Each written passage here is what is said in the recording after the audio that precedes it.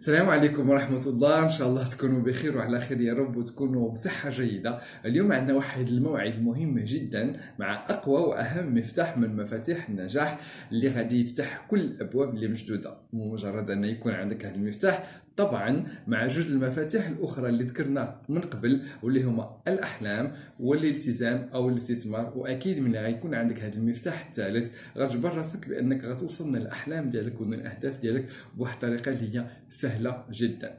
خليني نقول لك بأن هذا المفتاح الثالث هو حجر الأساس للنجاح في التسويق العلاقاتي، لأنه قد تعتبر من أهم مفتاح من مفاتيح النجاح في وسط الفريق العناية بالجمال وضمن شركة أوريفلام. هذا المفتاح الثالث اللي اسمه لائحة الأسماء أو قائمة الأسماء. يعني شنو كتعني هاد قائمة الأسماء أو قائمة التواصل؟ بمعنى كل واحد كيعرف سميتك، كل واحد كيعرف الشكل ديالك، وانتنا غادي تعرف كيفاش تتواصل معاه، حتى ولو انك تتواصل معاه غير بالاشاره. بمعنى اي واحد وكل الناس. خليني نرسم لك واحد المعادله هي بسيطه جدا. هذه المعادله هذه شنو كتقول بان كل شيء كيبدا من نقطه، من البدايه اللي هي النقطه ا، وبالتالي الناس كاملين كتبدا منها. واكيد ملي كتكون منها وانت الا كنتي من ضمن هاد الاشخاص هادي، ويا كنتي يلاه بديتي معنا في الفريق ديالنا، او يلاه خديتي القرار انك غتبدا معنا بالطريقه الصحيحه، دونك غتكون كتبدا من هاد النقطه ديال البدايه ديالك اللي هي النقطه ا. اذا كيف ما اتفقنا في الاول بان المفتاح الاولاني اللي هو الاحلام والاهداف ديالك هو عباره عن سياره، وهاد السياره هي اوريفلام، زائد الكوتش او الابلاين اللي غادي يعلمك كيفاش تسوق هاد السياره هادي باش توصل للهدف اللي باغي، اللي هي نقطه بي. السياره اكيد غتكون عارف النقطه اللي باغي توصل لها، لكن هنا عندي واحد السؤال: واش هاد المعادله هادي ناقصه فيها شي حاجه؟ اكيد كاينه شي حاجه اللي هي ناقصه. شنو هي هذه الحاجه؟ هي ان البنزين ليسانس اللي غادي تعمر في هذه السياره هذه، بكل بساطه اذا كانت الكميه ديال البنزين اللي هي كبيره بزاف، وغادي تسمح لنا ان نقطع واحد المسافه اللي هي طويله، وبالتالي غادي توصل بواحد الطريقه اللي هي سريعه من الاحلام والاهداف ديالك. اذا بكل بساطه قائمه الاسماء هي البنزين ديالنا في وسط الشركه ديال اوريفلام وضمن الفريق العناية بالجمال. القصة كاملة هو أن كاين واحد النوعية ديال القواعد كيفاش أن نكتبوا هاد قائمة الأسماء، واللي كل واحد فينا من الضروري وخصو أنه يتبع هاد القواعد. فالقاعدة الأولى هي كتابة قائمة الأسماء. شوف، أول مرة ملي تقلي أنا شخصيا نكتب هاد لائحة الأسماء جاتني هاد المسألة غريبة بزاف، فقلت أوكي غنمشي للدار وغنشبر هاد اللائحة هادي وغنكتبها. مشيت للدار، شبرت التليفون ديالي، بديت كنقول لراسي هذا صاحبي عبد الرزاق لا، وهذا صاحبي هشام ما غاديش يفهم في هذه الخدمه، وهذا علي ما عندوش الفلوس، لا هذه فاطمه كتعرف شويه في هذه الخدمه هذه وعندها شويه د الفلوس وكتفهم شويه في المكياج. وبديت كنقول هذا ينفع وهذا ما ينفع، هذا يمشي وهذا ما يمشي. ومن هنا خليني نقول لك واحد الحاجه، وان القاعده الاولى باش ننجحوا في البيزنس ديالنا وفي الخدمه ديالنا هي ان عدم الحكم المسبق على الناس. عدم الحكم المسبق على الناس.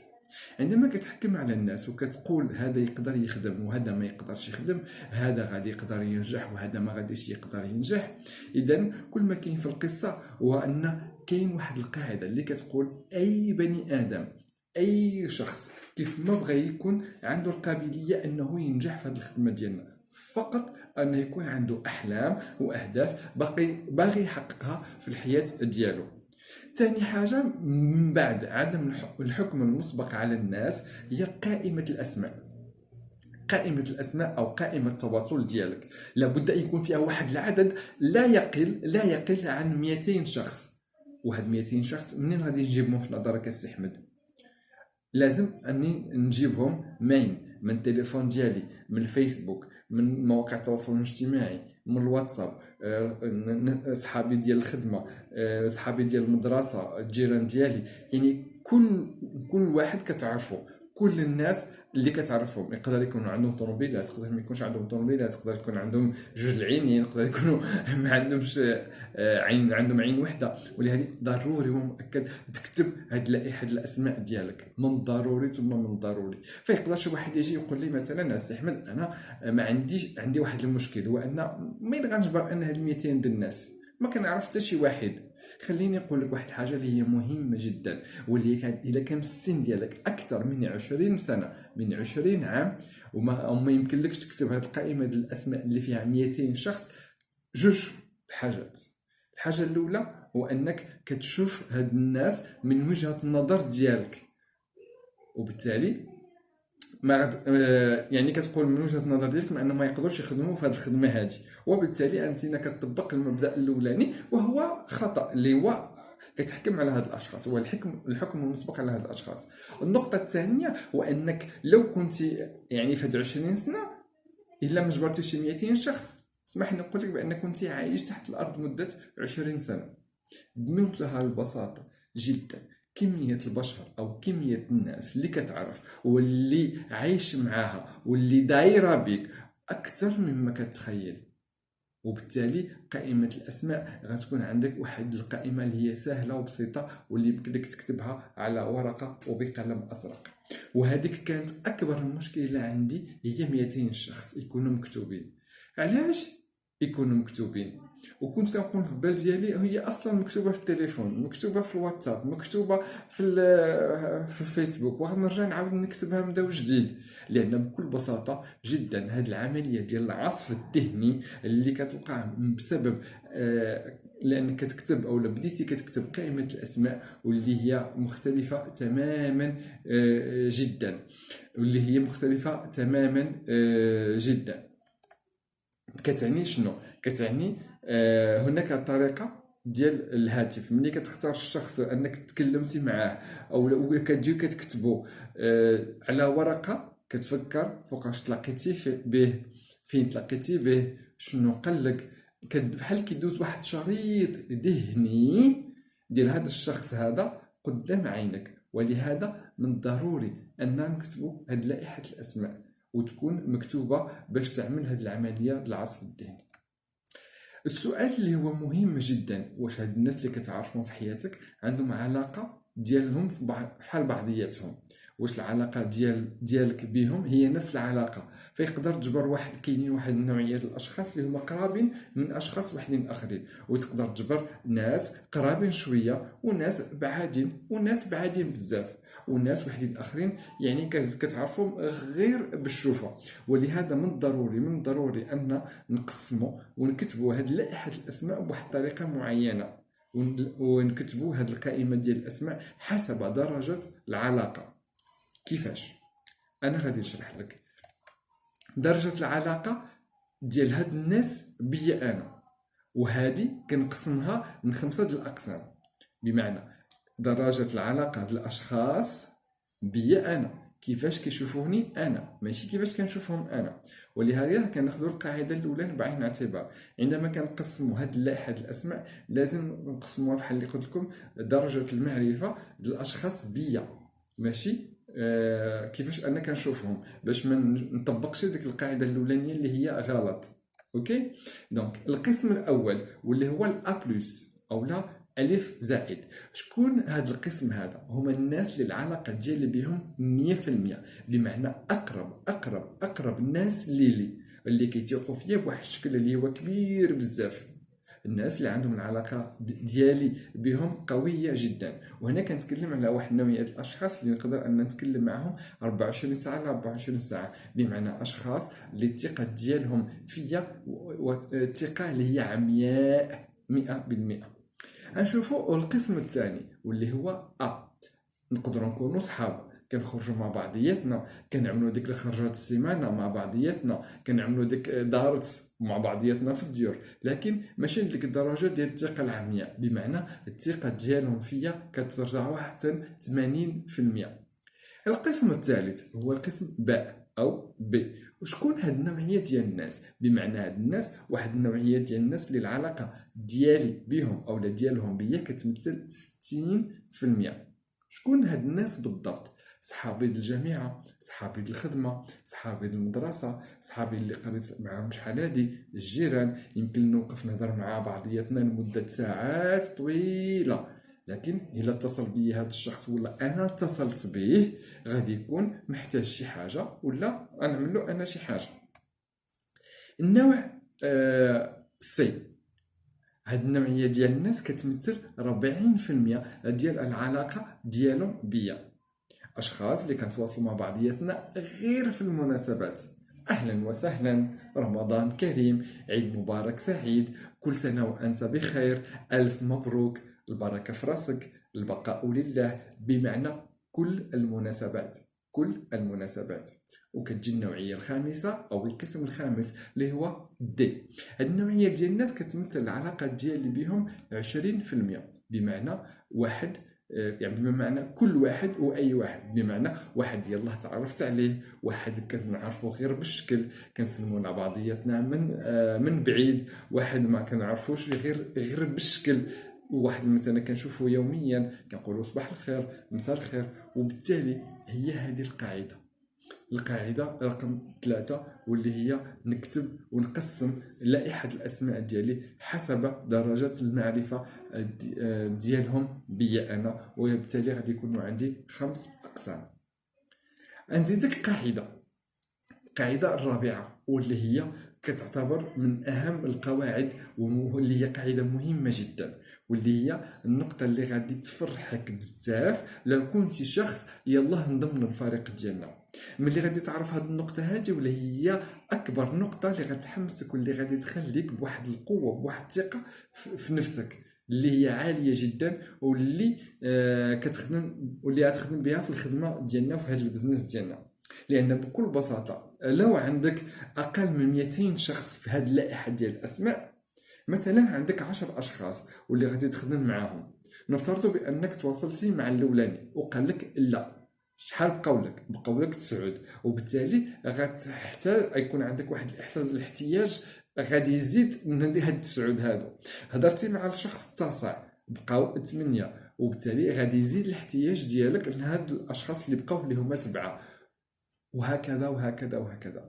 وهذا الكلام ماشي صحيح، لان ماشي انت اللي محتاج لهاد الناس، هما اللي محتاجين ليك، هما اللي باغيين يخدموا في هاد الخدمه، هما اللي باغيين يوصلون الاحلام ديالهم والاهداف ديالهم. ولهذا هاد النقطة رقم 4 مهمة جدا، اللي هي استخدام اليومي لقائمة الأسماء.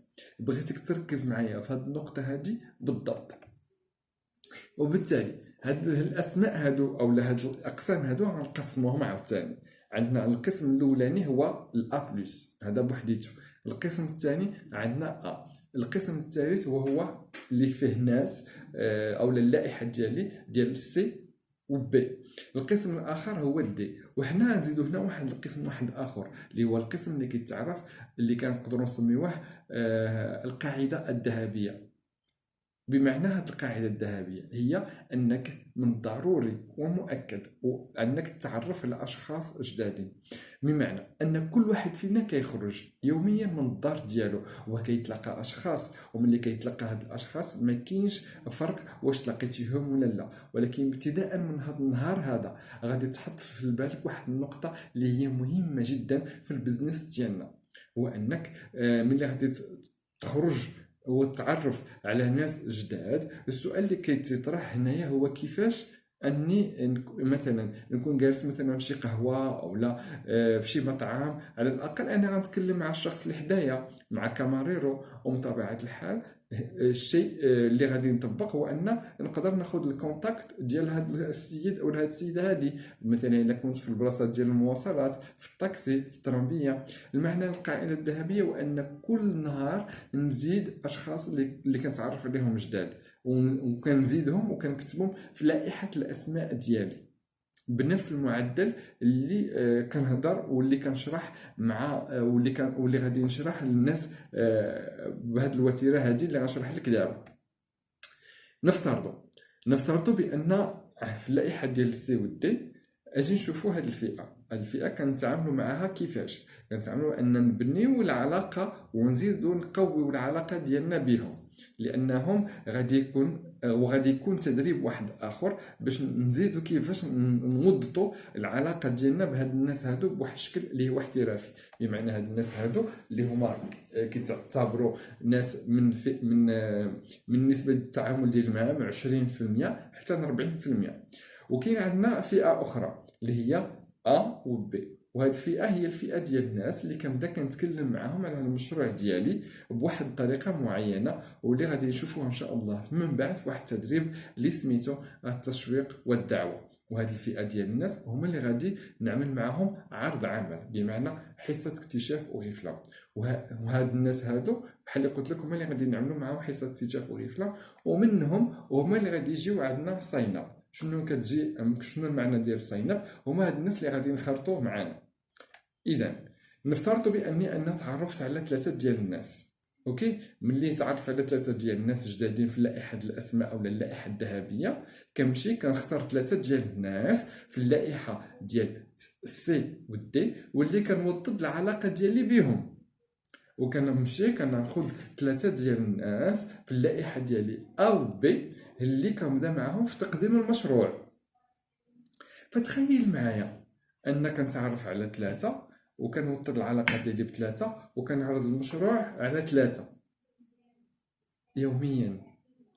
فتخيل معنا ان يوميا نعمل عرض مشروع ل3 ديال الاشخاص اللي ديجا عندي في اللائحه. اكيد ان غادي يكونوا انخراطات معك في الفريق ديالك، وغتكون بواحد الطريقه اللي هي سهله وبسيطه، لان هاد الناس اللي غادي ينخرطوا في الفريق ديالك غيدوزوا بنفس المراحل اللي دوزتي نتينا واللي باقي كدوز ان شاء الله يا سيدي ربي. ولهذا كنعتمدوا على واحد الطريقه اللي هي لا دوبليكاسيون ديال ان داكشي اللي كنعمل انا واللي تعلمت انا كنعلمو للناس ديالي. بهذه الطريقه وبهذا المفتاح الثالث غادي تكون انك وصلتي لواحد النقطه اللي هي رائعه جدا. وصلتي لواحد النقطه انك بديتي كتنزل وكتحقق الاحلام ديالك، واللي هي ولات يعني واقع كيمشي غير رجلو بحول الله. تبارك الله عليكم، ونشوفكم فيديو اخر.